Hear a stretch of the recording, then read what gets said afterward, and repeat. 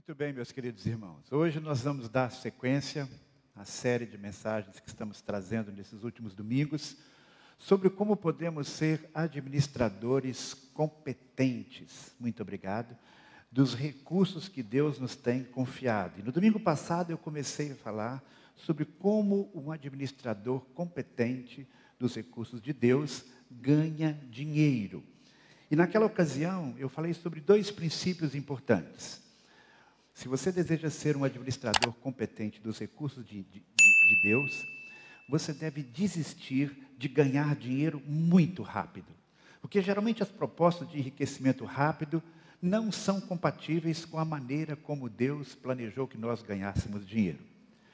E especialmente no livro de Provérbios, nós temos muitos alertas a esse respeito. Por exemplo, em Provérbios 23, 4 e 5, diz: não te fatigues para ser rico, ser sábio e te contém, porque desejarias riquezas que nada são. Elas fazem asas para si, semelhança da águia, voam para o céu. O problema não é você desejar ter dinheiro, o problema é quando o seu coração está nisso, o seu foco de vida está nisso, e você quer fazer qualquer coisa para enriquecer. E aí você vai quebrar o segundo princípio sobre o qual nós falamos na semana passada. Quando a pessoa quer enriquecer muito rápido, frequentemente ela passa por cima da ética. E Deus só vai abençoar o seu trabalho. Você vai ter dinheiro com a bênção de Deus trabalhando honestamente. E tudo aquilo que você faz, na verdade você deve fazer como se estivesse trabalhando para Deus. Por isso que lá em Colossenses nós lemos: tudo quanto fizerdes, fazei-o de todo o coração, como para o Senhor e não para os homens. Então, quando você trabalha, tendo a consciência de que o seu patrão, na verdade, é Deus, Deus é o seu chefe, Deus é o CEO da sua empresa, então você vai trabalhar do jeito certo, da forma correta. E aí eu quero falar hoje de manhã sobre mais 3 princípios importantes, nesse desafio que é ganhar dinheiro. Ganhar dinheiro através do trabalho. Não estou falando aqui de nenhuma fórmula mágica, mas com esse foco, porque quando Deus planejou que pudéssemos ter o nosso sustento e ter os recursos para realizar os nossos sonhos, Ele planejou que isto será preferencialmente pela via do trabalho. E como trabalhar? O administrador competente é aquele que trabalha diligentemente. O que significa ser diligente? Ser diligente significa trabalhar com esforço persistente. Estar disposto a realizar algo pesado, se preciso for. Trabalhar com meticulosidade, com zelo, com dedicação, com devoção. A maioria das pessoas, no sentido assim natural, preferem o caminho mais fácil. Por isso que muitos ficam tentados. Como ganhar dinheiro sem fazer esforço? Como ganhar dinheiro em pouquíssimo tempo? É a lei do menor esforço. Salomão compreendeu isso muito bem. E por isso, tantas vezes, ele faz um alerta que é muito importante. Ele procura mostrar os benefícios da diligência e os prejuízos do oposto da diligência, que é a preguiça. Então, nós lemos, por exemplo, em Provérbios 21, 5. Os planos dos diligentes conduzem à fartura, mas muita precipitação leva à pobreza. Então, você persevera no seu caminho, você vai ali tomando decisões sábias, e você vai certamente aumentando o seu patrimônio, a sua riqueza. Mas se você vai tomando decisões precipitadas, porque quer tudo muito rápido, você corre um grande risco de até perder aquilo que tem, e continuar ou afundar na pobreza. Aquele que trabalha diligentemente, diz a palavra de Deus, ele certamente vai ocupar cargos mais elevados, de maior responsabilidade. Por isso nós lemos que as mãos do diligente governarão, mas o preguiçoso se tornará escravo. Além disso, quando você trabalha com diligência, você aumenta a chance de realizar muito dos seus sonhos. Você se torna uma pessoa realizada. Você planeja algo, você sonha com algo e você vai conquistar aquilo que você está sonhando. Porque a Bíblia diz que o oposto do diligente, o preguiçoso, deseja e coisa nenhuma alcança, mas o desejo do diligente será satisfeito. Ah, como eu admiro gente determinada. Gente disposta a trabalhar com afinco, trabalhar com dedicação, que se dispõe a levantar cedo ou, se preciso for, trabalhar de madrugada. Por isso que a Bíblia alerta tantas vezes: preguiçoso, até quando ficarás deitado? Quando despertarás do teu sono, um pouco para dormir, um pouco para cochilar, um pouco para descansar os braços cruzados. O sujeito está de braço cruzado, ainda quer descansar, né? A tua pobreza se sobrevirá como um ladrão e a tua necessidade como um assaltante. Quantas pessoas que estão passando necessidade não se encaixam nesse perfil aqui, né? Estão nessa condição porque realmente não se dispuseram a levantar, trabalhar, partir para a luta. E, na verdade, uma pessoa que é preguiçosa é uma pessoa até difícil de você conviver no dia a dia. Você ali se esforçando, fazendo, e o camarada lá tranquilo, parado, sem se mover, sem fazer nada. Salomão usa até de uma ironia. Ele diz aqui, o preguiçoso mete a mão no prato e não quer ter o trabalho de levar à boca. Isso é o cúmulo da preguiça, né? O cara está com comida ali na frente, já tem a comida, mas ele não quer ter esse trabalho de fazer esse movimento. Quer que coloque a comidinha na boca dele. Você sabia que uma das características que as mulheres mais admiram no homem é se ele é trabalhador?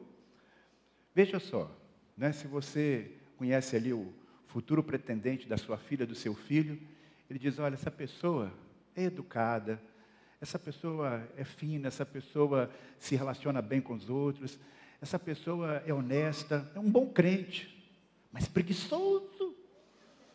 Você ia apoiar esse casamento? Você ia fazer esse casamento de bom grado, né? Ia lá, você gostaria que seu filho, que sua filha se casasse com alguém assim? E é interessante que o preguiçoso, ele é craque em dar desculpas. As mais absurdas ele apresenta. Salomão apresenta aqui uma dessas desculpas. Ele diz assim, diz o preguiçoso, um leão está lá fora, serei morto no meio das ruas. Ah, rapaz, será que tem um leão mesmo? E se tiver, vai lá e mata esse leão, enfrenta o leão. Não é assim que a gente fala? Vou levantar, começar o dia matando esse leão. Não vou ficar aqui parado esperando que coisas sobrenaturais aconteçam. Não fuja da batalha. E aí, para o preguiçoso, Salomão tem um conselho muito importante. Ele diz, matricule-se na escola da formiga. Sim, as formigas têm muito a nos ensinar. Olha só o que ele diz. Vai ter com a formiga, ó preguiçoso. Considera os seus caminhos e ser sábio. Ela, a formiga, mesmo não tendo chefe, nem superintendente, nem governante, faz a provisão do seu mantimento no verão e ajunta o seu alimento no tempo da colheita. É impressionante como essa criaturinha é tão frágil, que se a gente pisar nela numa calçada, ela morre com facilidade, não tem nem como fugir. Ela tem tanto a nos ensinar. Eu me lembro que quando eu era criança, eu gostava de ficar vendo as formigas no quintal lá da minha casa. Tinha aquelas formigas que cortavam assim a grama, né? As folhas que caíam, elas levavam lá dentro para o buraquinho das formigas, e eu ficava observando aquela filhinha, né?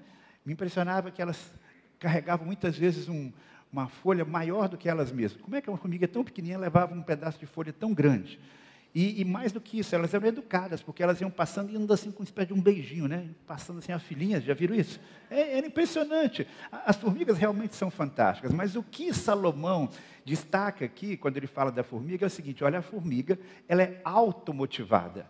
Ela não depende de alguém estar dizendo, olha, você tem que trabalhar, levanta, vai cortar a folha. Não, ela faz o seu trabalho sem nenhuma supervisão.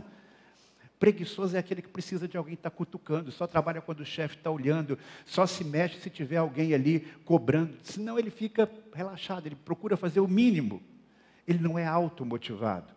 A formiga nos ensina a lição da previdência. Ela não está se preocupando só com a comida daquele dia, ela está pegando aquela folhinha ali, guardando, vai estocar para o tempo do inverno, para o tempo onde não vai haver comida. Então, a lição da previdência. O preguiçoso não pensa nisso. Ele só pensa numa situação imediata. Não se preocupa com o futuro. E, além disso, a formiguinha sabe trabalhar em equipe, né? A pessoa preguiçosa tem dificuldade de trabalhar com as outras pessoas. Então, pense bem. Trabalhar com preguiçoso é complicado. Ser preguiçoso, pior ainda. Aí você pode dizer, mas pastor, tem pessoas que parece que trabalham um pouco e estão ganhando bem, estão bem de vida. Nós não podemos colocar o trabalho como o único fator para uma pessoa ter algum recurso, mas é um fator importante. Além disso, nós temos que pensar também o seguinte, aquela pessoa que aparentemente trabalha menos que você e ganha mais, você sabe como é que ela chegou até ali? Talvez ela não tenha tido uma herança, mas ela teve oportunidades e aproveitou as oportunidades. Você sabe quantas noites ela teve que passar em claro estudando para passar naquele concurso, para passar naquele vestibular, para poder montar um negócio que hoje é bem sucedido? Então, há uma trajetória As coisas na nossa vida geralmente não acontecem por um acaso. Muito provavelmente ela foi fiel lá no começo, quando havia tão poucos recursos, ela continuou, perseverou, e agora então ela pode já desfrutar do fruto desse seu trabalho. Então, há uma trajetória a ser cumprida.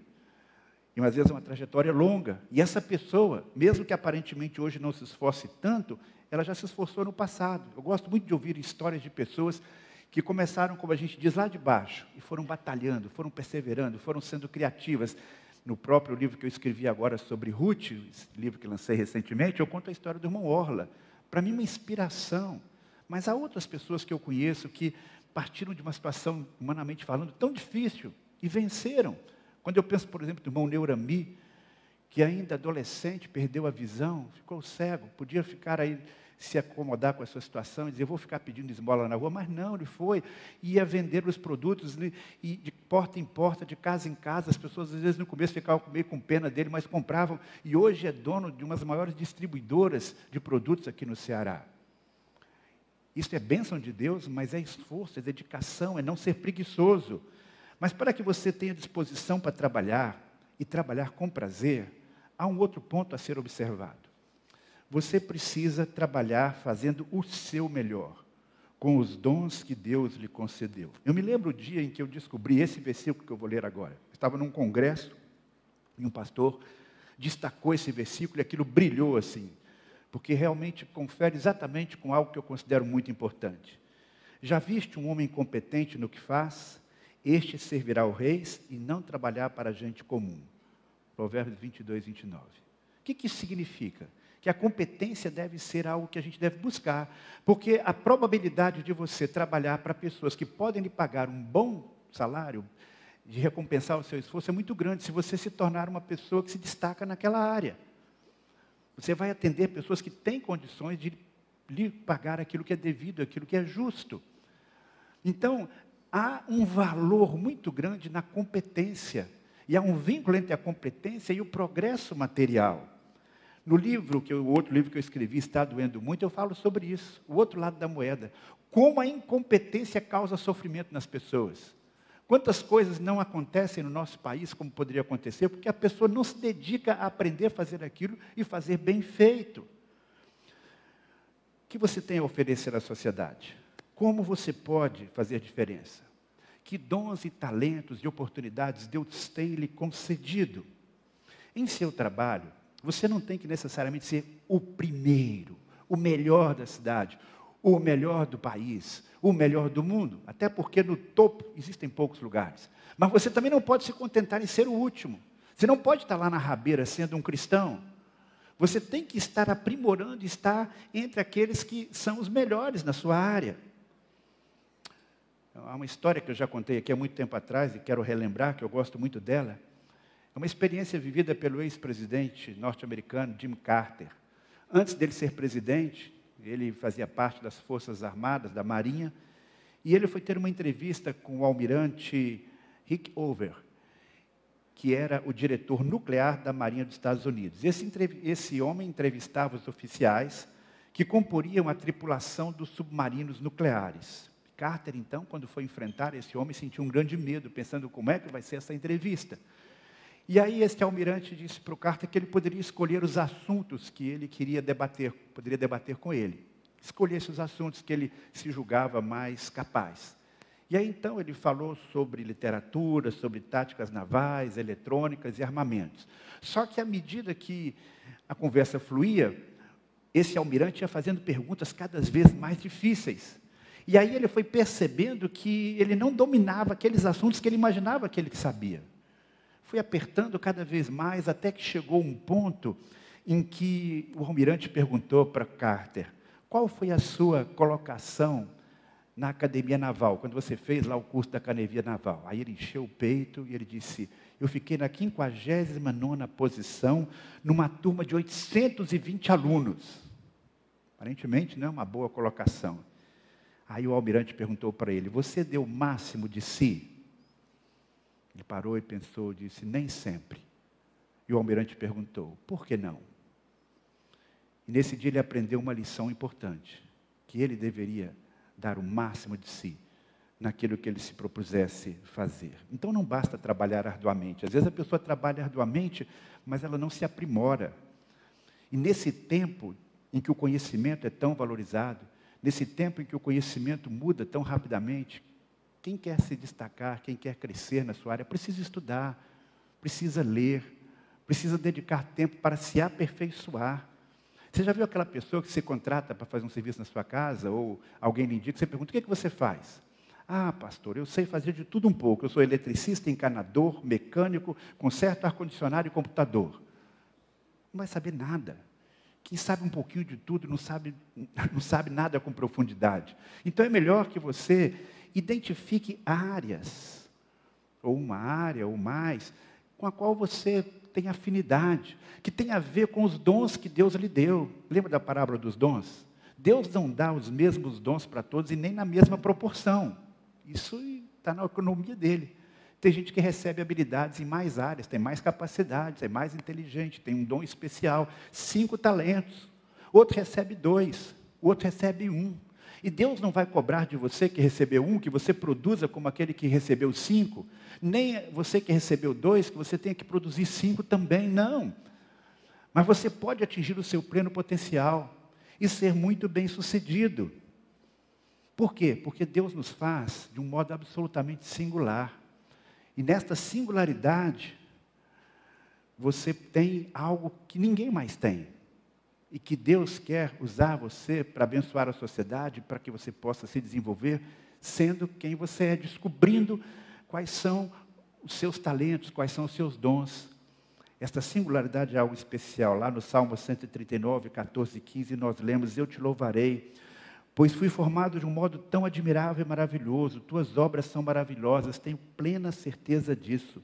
Meus ossos não estavam ocultos quando em segredo fui formado e tecido com esmero nas profundezas da terra. Então, mesmo que você sinta que você tem algumas limitações, você tem como criação de Deus um potencial extraordinário. O que você tem feito com aquilo que Deus lhe tem dado, com a inteligência, com as habilidades, com os dons que Deus lhe tem concedido? Não enterre o seu talento. Descubra, veja aquilo que você gosta de fazer, aquilo que lhe dá prazer. Porque quando você trabalha com algo que lhe dá prazer, lhe dá realização, você vai produzir bons resultados. Produzindo bons resultados, você vai se destacando. Se destacando, certamente você vai conseguir ter uma melhor remuneração. É um ciclo maravilhoso. Onde é que você está nesse processo? Aqueles que trabalham naquilo que realmente gostam são muito mais felizes. Por isso eu penso que se você tem em casa um filho adolescente, um jovem que não sabe muito bem o que quer da vida, ajude-o a descobrir, ajude a fazer testes vocacionais, que possam indicar para ele algum caminho, onde ele possa seguir, haja um bom campo de trabalho e ele possa fazer aquilo com prazer. Porque quando você trabalha em algo que você não se identifica de jeito nenhum, isso pode ser uma situação circunstancial da sua vida, mas você deve evitar que isso seja a sua vida toda, porque senão você vai viver uma pessoa frustrada.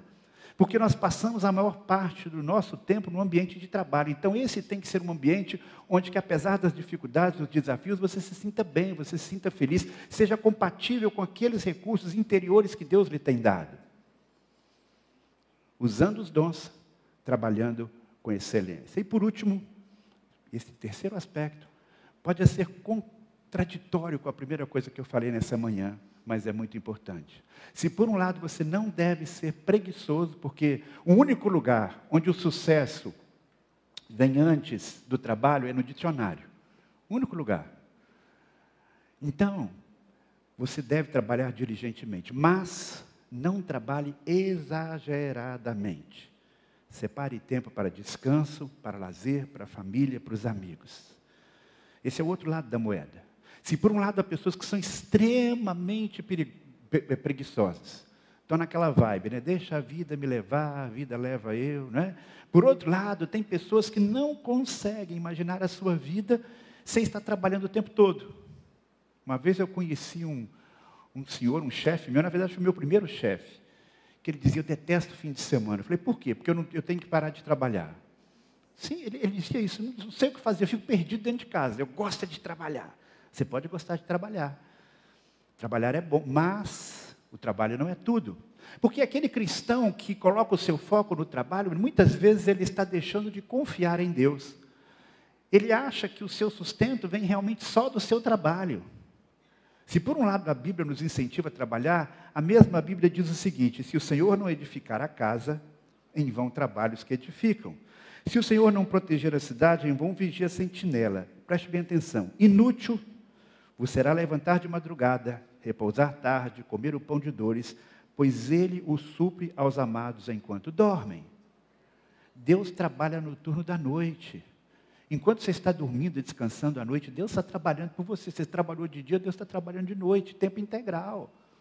E Ele está te ajudando de dia também. Tem coisas que você não tem o que fazer, você tem que só confiar no Senhor e esperar que Ele vai agir. Os 10 mandamentos, meus irmãos, continuam sendo relevantes para os nossos dias. Você sabia que dentre os 10 mandamentos, o mais completo, o que há uma explicação maior sobre ele, é exatamente o que fala sobre o sábado? E quando nós falamos sobre o sábado, no contexto do Novo Testamento, nós não estamos falando simplesmente de um dia, do sábado especificamente. Nós estamos falando de um dia de descanso, num período regular de tempo, preferencialmente depois de 6 dias, o 7º dia. Regularmente você precisa de tempo para descansar, para desfrutar daquilo que você fez, para fortalecer seus relacionamentos interpessoais, para servir ao Senhor, para ouvir a voz dEle. Por isso que nós temos na Bíblia essa ênfase tão grande. Se por um lado há alguns mandamentos que são bem curtinhos, 2 palavras: não matarás, não adulterarás, não roubarás. Nós temos um mandamento que Deus se detém um pouco mais nele quando dá para o povo. É exatamente o mandamento sobre o sábado. Diz assim, Êxodo 20, 19 e 11. Lembra-te do dia de sábado para o santificar. 6 dias trabalharás e farás o teu trabalho, mas o 7º dia é o sábado do Senhor teu Deus. Nesse dia não farás trabalho algum, nem tu, nem teu filho, nem tua filha, nem teu animal, nem o estrangeiro que vive contigo. Porque o Senhor fez em 6 dias o céu e a terra, o mar e tudo que neles há, e no 7º dia descansou. É interessante, o mesmo Deus que institui o trabalho, que valoriza o trabalho, que trabalhou durante 6 dias para criar o mundo, é o Deus que no 7º dia para e descansa. Nós temos aqui um princípio teológico. Deus está dando um exemplo. Deus está dizendo que parar é importante. Deus precisava descansar? Claro que não. Porque Ele é fonte inesgotável de toda energia. Mas nós, mesmo sendo criados à sua imagem e semelhança, precisamos desta renovação. Precisamos de uma pausa, para que possamos, inclusive, ser mais produtivos. Então, não é nenhuma virtude você dizer: eu sou uma pessoa incansável, eu não tiro férias, não tiro feriado, não tenho fim de semana. Tem gente que se orgulha de ter estafa. Tive estafa, né? Olha, o médico disse que eu estou assim com estafa, à beira de uma estafa, como se fosse a coisa mais espiritual do mundo. Não, meu irmão. Deus descansou de toda a obra que realizara na criação, e eu quero seguir o modelo de Deus. Os médicos falam que os workaholics, pessoas viciadas no trabalho, que frequentemente essas pessoas têm uma vida útil menor, porque vão ficar doentes, porque vão ficar estressadas. Você já viu uma pessoa que está super sobrecarregada? Como é que ela geralmente fica? É uma pessoa calma, serena, tranquila? Não, eu não sei o que eu faço, eu corro para um lado, eu paro para o outro, de repente até o cachorro ela chuta sem necessidade, porque ela está sobrecarregada. Se é complicado viver com um preguiçoso, vão viver também com uma pessoa que o tempo todo está atarefada, é um problema. Porque dificilmente essa pessoa está tranquila, está calma, tendo equilíbrio na sua vida. Não, meus irmãos, todos nós precisamos de tempo. Eu sei que existem situações, existem fases na nossa vida, existem momentos que a gente precisa realmente colocar o pé no acelerador. Que a gente às vezes até ultrapassa um pouco mais daquilo que seria razoável para cumprir uma determinada tarefa. Quem já fez mestrado e doutorado sabe bem do que eu estou falando, né? Está chegando o prazo ali de você defender a sua dissertação, a sua tese, você tem que às vezes virar à noite. Eu já fiz isso. Você coordena evento, tem um evento grande, tem coisa demais, a sua agenda está super lotada ali para cumprir aquilo, e as 24 horas do dia não parecem suficientes para cumprir tudo aquilo. Tudo bem, mas você não pode viver assim o tempo todo. E depois de um tempo de um esforço muito grande, você precisa de um tempo também de descanso, de dar uma pausa, dar uma parada, de sair com a sua família. Esse vício no trabalho, ele é terrível, porque quando a pessoa age dessa maneira, ele tira férias, mas não desgruda do celular. Já viu gente assim? Tira férias, mas o celular está o tempo todo ali. Tem que resolver, se acha insubstituível. Que isso? Se você é gerente e não consegue ter alguém de confiança para resolver os problemas, tem alguma coisa aí que você precisa trabalhar. Montar uma equipe que efetivamente lhe ajude. Então, não trabalhar, ou trabalhar o tempo todo, sem descanso, não está no projeto de Deus para ninguém. Deus quer que você tenha tempo para, sendo casado, ter tempo para namorar com a sua esposa, com o seu esposo, cuidar do seu filho pequeno, sair para tomar um café, um jantar com um amigo, cultivar suas amizades, estar na igreja, participar de um culto, servir a um ministério, tudo isso demanda tempo. E se você está sobrecarregado, você não vai conseguir fazer isso.